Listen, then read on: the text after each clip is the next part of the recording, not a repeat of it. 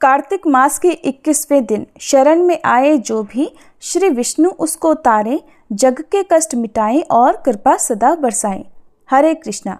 आप सभी पर श्री कृष्ण भगवान की कृपा सदैव बनी रहे। कार्तिक मास के पवित्र 21वें दिन की कथा के शुभ अवसर पर हम सभी भगवान श्री विष्णु का स्मरण करते हैं। भगवान श्री विष्णु की भक्ति हमारी आत्मा को दिव्य शांति से भर देती है। इस मास में की गई भगवान श्री कृष्ण और भगवान श्री विष्णु की पूजा और ध्यान से भक्तों की सभी मनोकामनाएं पूर्ण होती हैं, सभी संकट दूर होते हैं। तो आइए श्रोताओं, आज की इस दिव्य कथा का रसपान करते हैं। कुंभन दास जी 16वीं शताब्दी के प्रसिद्ध संत कवि और भक्त थे, जो भक्ति काल की सगुण भक्ति धारा के प्रमुख कवियों में से एक माने जाते हैं। कुंभन दास जी को अष्टछाप के कवियों में गिना जाता है, जो कि वल्लभाचार्य जी के शिष्य थे और उनके पुत्र विट्ठलनाथ जी के अत्यंत प्रिय भक्त भी थे। कुंभन दास जी का जन्म एक साधारण किसान परिवार में हुआ था और उन्होंने अपना जीवन भी बिल्कुल साधारण तरीके से बिताया। उनके भक्ति भाव में विशेषता ये थी कि वे भगवान श्री कृष्ण के प्रति निष्काम प्रेम और निर्मल भक्ति का उदाहरण थे। उन्होंने भक्ति को सच्चे हृदय से अपनाया, कभी भी सांसारिक सुख सुविधाओं की इच्छा लालसा नहीं की। उनका एक प्रसिद्ध पद है जिनमें उन्होंने अपनी विनम्रता को प्रकट किया है कि संस्थान को कबहू नहीं चाहो, श्री वृंदावन बसे हम ही भावे। कुंभन दास जी ने अपने जीवन काल में बहुत सारे अनेकों पदों की रचना की, जिनमें से अधिकांश में उन्होंने भगवान श्री कृष्ण के बाल रूप, उनकी लीलाओं और भक्ति मार्ग की महिमा का ही गुणगान किया। तो कुंभन दास जी की ही एक ऐसी निष्ठा भरी सच्ची कथा अब आपके साथ शेयर करने जा रहे हैं। आप सब बहुत ध्यान पूर्वक इस कथा को सुनिएगा। भक्त कुंभन दास जी जो गोवर्धन की तलहटी में रहते थे, एक बार की बात है कि भक्त कुंभन दास जी भगवान श्रीनाथ जी के पास गए और जाकर देखा कि श्रीनाथ जी तो अपना मुंह लटकाए बैठे हैं। उन्हें इस तरह उदास मुंह लटकाए बैठा देखकर कुंभन दास जी बोले, प्रभु क्या हुआ, मुंह फुलाए काहे बैठे हो? श्रीनाथ जी बोले, क्या बताऊं कुंभन, आज तो माखन खाने का बड़ा ही मन कर रहा है। कुंभन दास जी ने पूछा, तो बताओ प्रभु क्या करना चाहिए और माखन कहाँ से लाए हम? तो श्रीनाथ जी ने कहा, देख कुंभन, एक गोपी है जो रोज मेरे दर्शन करने आती है और मुझसे बोलती है कि प्रभु मुझे अपनी गोपी बना लो, तो चलो आज उसी के घर चलते हैं।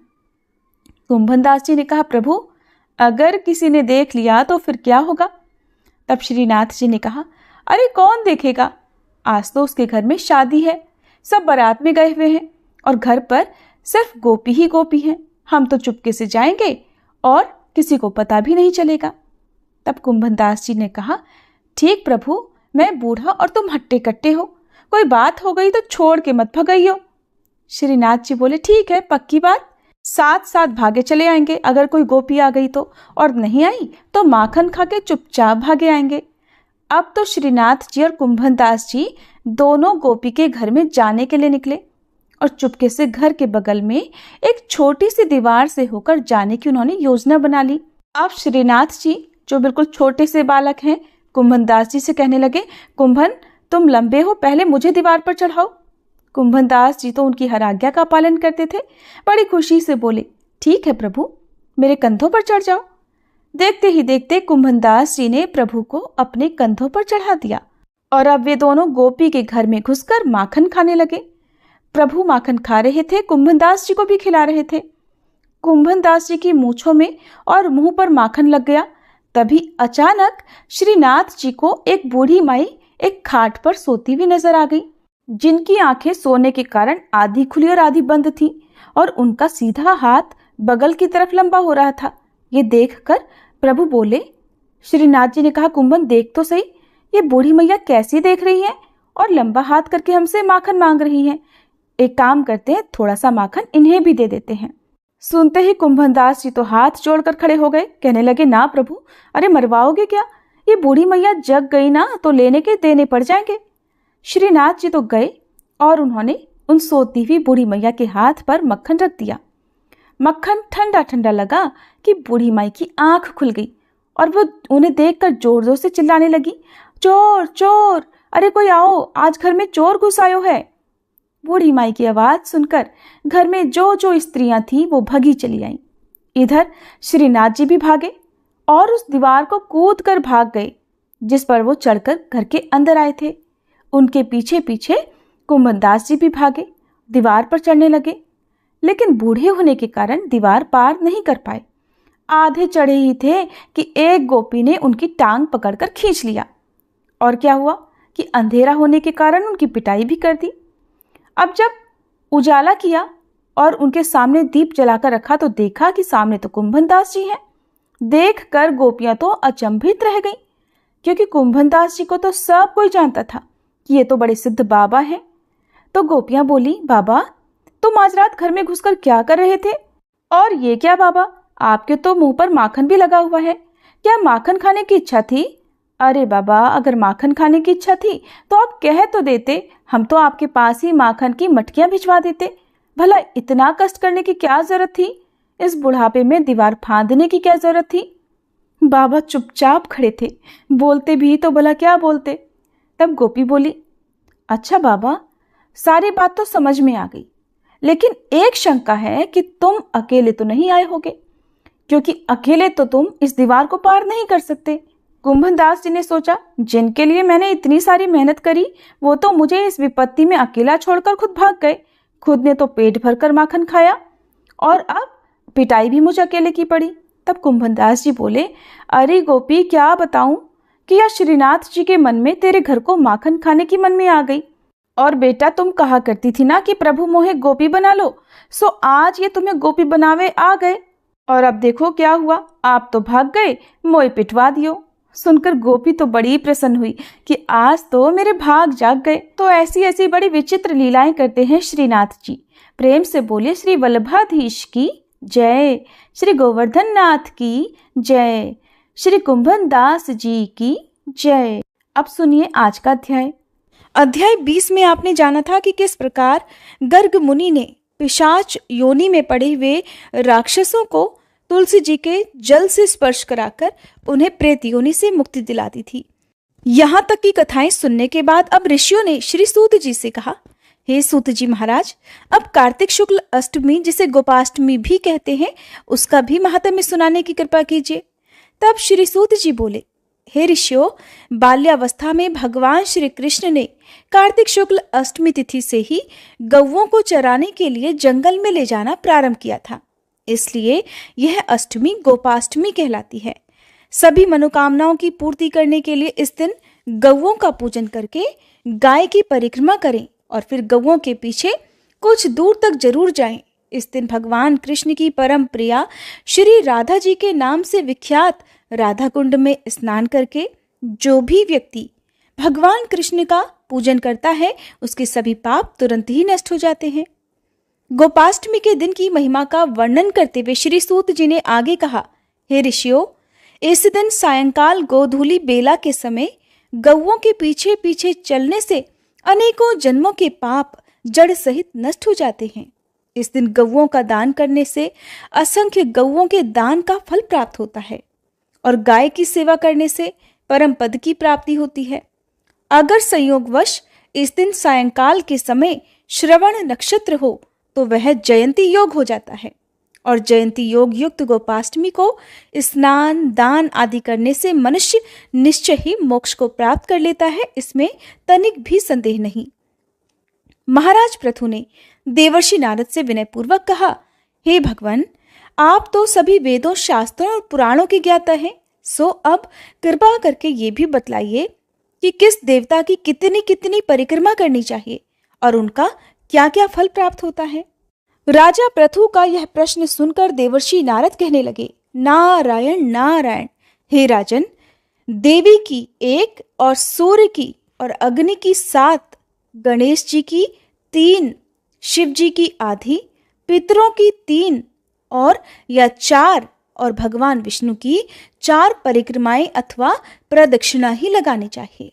इस संबंध में एक इतिहास सुनाता हूं, ध्यान पूर्वक सुनो, जो किसी समय बृहस्पति जी और देवराज इंद्र का संवाद है और स्वयं ब्रह्मा जी ने मुझे सुनाया था। देवर्षि नारद ने कहा, वैवस्वत मनवंतर में एक बार देवराज इंद्र सहित सभी देवता देवगुरु बृहस्पति जी के पास गए और उनसे पूछा कि हे गुरुदेव, ब्रह्मकाल से पहले यह सृष्टि कैसी थी? इंद्र आदि देवगण कैसे थे और उनका क्या क्या कर्म था? यह सुनकर बृहस्पति जी कहने लगे कि हे देवताओं, उस समय की बात तो हम भी नहीं जानते, क्योंकि उस काल को बीते अब तक 6 मनवंतर हो चुके हैं। परंतु आपकी ही नगरी में सुधर्मा रहता है, वो सब कुछ बता सकता है। ऐसा कहकर बृहस्पति देव जी इंद्र आदि सभी देवताओं को लेकर सुधर्मा जी के पास आए। सुधर्मा जी ने देवगुरु सहित इंद्रादि देवताओं का यथाविधि पूजन और आदर सत्कार किया। देवराज इंद्र सुधर्मा जी की राजलक्ष्मी और वैभव को देखकर दंग रह गए और पूछ बैठे कि हे सुधर्मा, इतनी सारी राजलक्ष्मी और वैभव तुम्हें कैसे प्राप्त हो गया? तुमने कौन सा ऐसा यज्ञ, दान और तप कर लिया है जिससे ब्रह्मकाल से पहले की बातें भी तुम जान सकते हो? ये जानने की हमारी इच्छा है, कृपा पूर्वक यह बताने की कृपा करो। सुधर्मा ने उत्तर दिया, हे इंद्र, जब 4 युगों की 1000 चौकड़ियां बीत जाती हैं, तब ब्रह्मा जी का एक दिन होता है। उस एक दिन में 14 मनु और इंद्र होते हैं। जब हम विष्णु लोक में थे, तब वहां पर रहते हमारे सामने इतने ब्रह्मा हो चुके हैं कि हम भी उनकी गणना नहीं कर सकते। उसके बाद हम यहाँ स्वर्ग में आ गए। हमने जो एकमात्र अच्छा कर्म करके इतनी लंबी आयु पाई है, अब उसका विवरण भी सुनो। पहले जन्म में मैं एक मांस भक्षी गिद्ध हुआ करता था। एक समय कार्तिक शुक्ल नवमी को श्री विष्णु जी के मंदिर पर बैठा हुआ था कि एक शिकारी ने एक बाण मारा, जिससे घायल होकर मैं विष्णु मंदिर में आ गिरा। उसी समय मांस के लोभी एक कुत्ते ने आकर मुझे पकड़ लिया। उसे देखकर अन्य कुत्ते भी वहां पर आ गए और वह कुत्ता उनसे डरकर मंदिर के चारों ओर चक्कर लगाने लगा। अन्य कुत्ते भी उसके पीछे पीछे भागते रहे। उस कुत्ते ने मुझे मुंह में पकड़कर परिक्रमा की थी। इस प्रकार अनजाने में ही सबने विष्णु जी के मंदिर की परिक्रमा कर ली। इसी बीच मेरी मृत्यु हो गई। मंदिर की प्रदक्षिणा अर्थात परिक्रमा से भगवान विष्णु अत्यंत प्रसन्न हो गए और फिर मुझको अपना परम पद दे दिया। ये बात सुनकर देवराज इंद्र और अन्य सभी देवता अत्यंत प्रसन्न हुए और उन्होंने भी भगवान का पूजन करके प्रदक्षिणा की। इसके पश्चात देवर्षि नारद ने इस नवमी और भगवान की परिक्रमा का महत्व बताते हुए आगे कहा कि हे राजन, कार्तिक शुक्ल नवमी सतयुग की आदि तिथि है। उस दिन भगवान की पूजा, प्रदक्षिणा, व्रत, दान, तप और यज्ञ करने से कई गुना फल मिलता है। अगर कार्तिक शुक्ल नवमी को मथुरा में जाकर भगवान का पूजन और परिक्रमा की जाए तो उससे अनंत गुना फल की प्राप्ति होती है। परिक्रमा करने में जितने पग अर्थात कदम उठते हैं, उसके उतने ही कुल वैकुंठ लोक में वास करते हैं, उसके उतने ही कुलों का उद्धार हो जाता है। अगर मथुरा नगरी बहुत दूर हो तो अन्य किसी धार्मिक स्थान पर जाकर परिक्रमा करनी चाहिए। अगर ऐसा भी संभव ना हो तो ब्राह्मण, विष्णु जी की प्रतिमा, गाय, तुलसी जी अथवा शालिग्राम जी की प्रदक्षिणा ही कर लेनी चाहिए। समुद्र सहित संपूर्ण पृथ्वी की परिक्रमा करने से जो फल प्राप्त होता है, वही अनंत पुण्य फल तुलसी जी अथवा शालिग्राम जी की परिक्रमा करने से प्राप्त हो जाता है। कार्तिक के शुक्ल पक्ष की नवमी को गऊ, ब्राह्मण, देव मंदिर, तुलसी, वन, साधु, वैरागी, जीवन मुक्त परमहंस, गृहस्थ, वेद, उपवेद और पुराण, ये सब ग्राम में ही वास करते हैं। अतः अपने ग्राम अर्थात गांव की परिक्रमा करने मात्र से इन सभी की परिक्रमा भी हो जाती है। ग्राम की परिक्रमा करने के लिए प्रातःकाल ब्रह्म मुहूर्त में उठकर शौच, स्नान आदि नित्य कर्म से निवृत्त होकर कमंडल हाथ में लेकर ओम नमो भगवते वासुदेवाय मंत्र का जाप करता हुआ सूर्य उदय होने से पहले ही परिक्रमा प्रारंभ कर देनी चाहिए। ब्राह्मण, देवस्थान अर्थात मंदिर, तुलसी जी और शालिग्राम जी की मूर्ति की परिक्रमा सूर्योदय के बाद भी की जा सकती है। हरे कृष्णा। इसके बाद देवर्षि नारद ने महाराज पृथु को जो भी कथा सुनाई, जो वृत्तांत सुनाया, उसका वर्णन आप सभी अगले अध्याय में जरूर सुनिएगा। अब सुनिए श्री तुलसी चालीसा पाठ और तुलसी माता की आरती। जय जय तुलसी भगवती सत्यवती सुखदानी, नमो नमो हरि प्रेसी श्री वृंदा गुण खानी। श्री हरि शीश विरजनी देहु अमर वर अम्ब, जनहित हे वृंदावनी अब न करहु विलंब। धन्य धन्य श्री तुलसी माता, महिमा अगम सदा श्रुति गाता। हरि के प्राणहु से तुम प्यारी, हर ही हेतु कीन्हो तप भारी। जब प्रसन्न है दर्शन दीन हो, तब कर जोरी विनय उस कीन्हो। हे भगवंत कंत मम होहु, दीन जानि जानि छाड़हु छोहु। सुनी लक्ष्मी तुलसी की बानी, दीन हो श्राप कध पर आनी। उस अयोग्य वर मांगन हारी, हो बिटप तुम जड़ तनुधारी। सुनि तुलसी ही श्रव्योत ही ठामा, करहु वास तुहु नीचन धामा। दियो वचन हरि तब तत्काला, सुनहु सुमुखी जानी होहु बिहाला। समय पाई ब्योहरो पापी तोरा, पूजहि आस वचन सत मोरा। तब गोकुल मह गोप सुदामा, तासु भई तुलसी तू बामा। कृष्ण रास लीला के माही, राधे शक्यो प्रेम लखि नाही। दियो श्राप तुलसी तत्काला, नर लोक ही तुम जन्महु बाला। यो गोप वह दानव राजा, शंख चूर्ण नामक शिर ताजा। तुलसी भई तासु की नारी, परम सती गुण रूप अगारी। अस द्वै कल्प बीत जब गयहु, कल्प तृतीय जन्म तब भयहु। वृंदा नाम भयो तुलसी को, असुर जलंधर नाम पति को।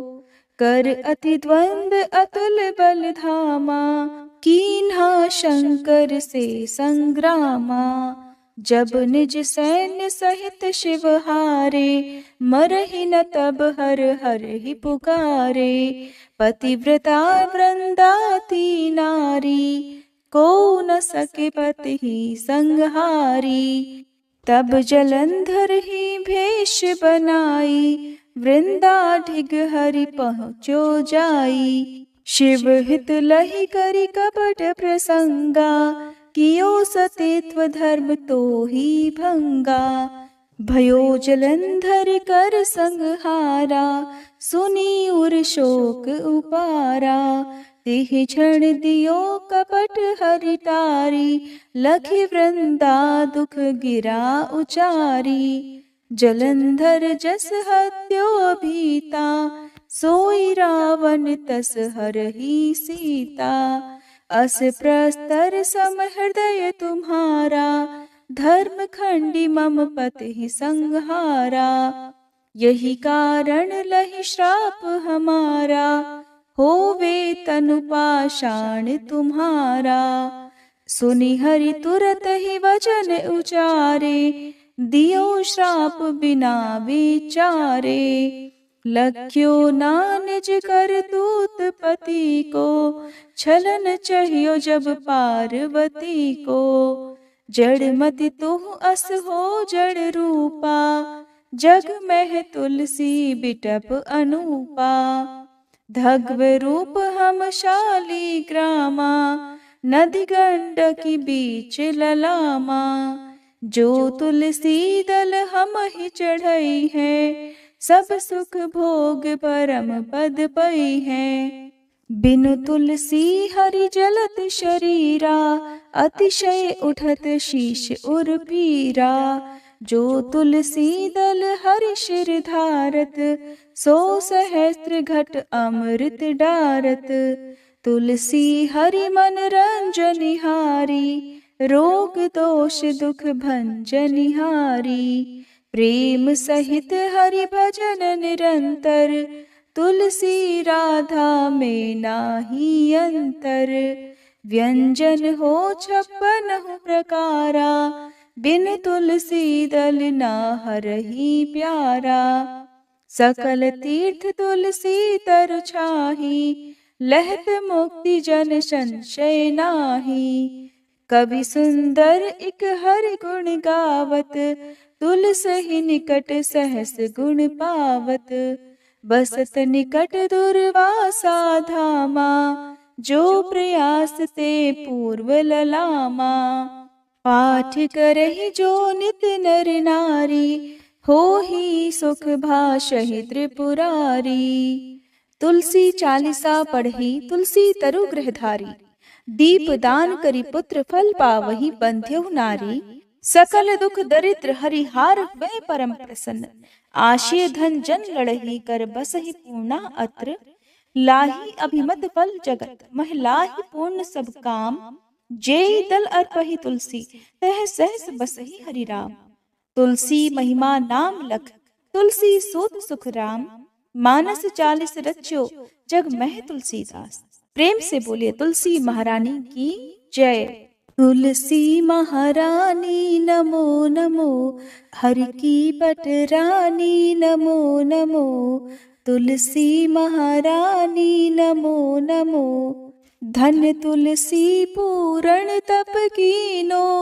शालिग्राम बनी पटरानी नमो नमो।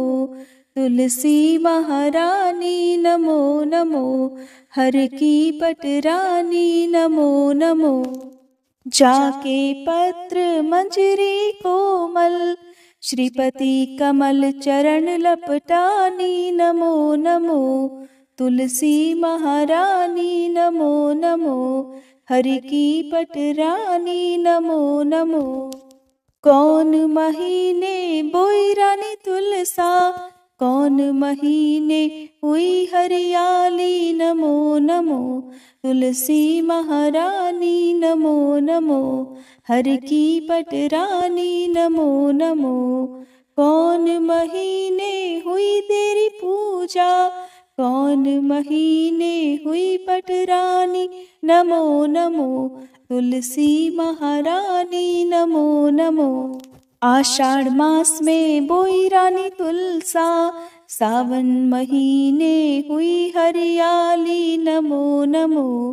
तुलसी महारानी नमो नमो, हरि की पटरानी नमो नमो।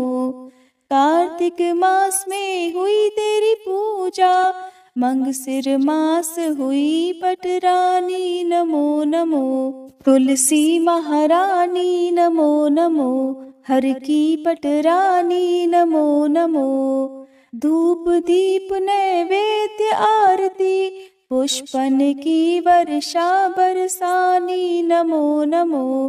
तुलसी महारानी नमो नमो, हर की पटरानी नमो नमो। 56 भोग 3600 व्यंजन, बिन तुलसी हरि एक न मानी नमो नमो।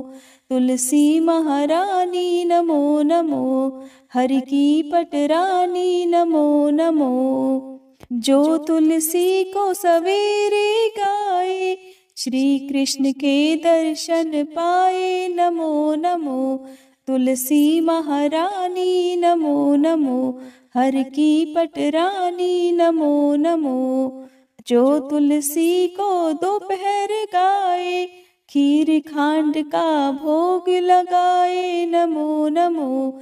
तुलसी महारानी नमो नमो, हर की पटरानी नमो नमो। जो तुलसी को सांझ को गाए, श्री कृष्ण की आरती उतारे नमो नमो।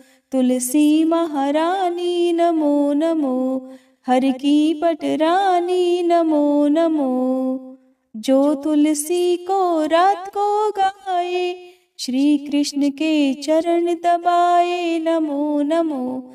तुलसी महारानी नमो नमो, हर की पटरानी नमो नमो। सब सखी मैया तेरो यश गावे, भक्ति दान दी जय महारानी नमो नमो। तुलसी महारानी नमो नमो, हर की पटरानी नमो नमो।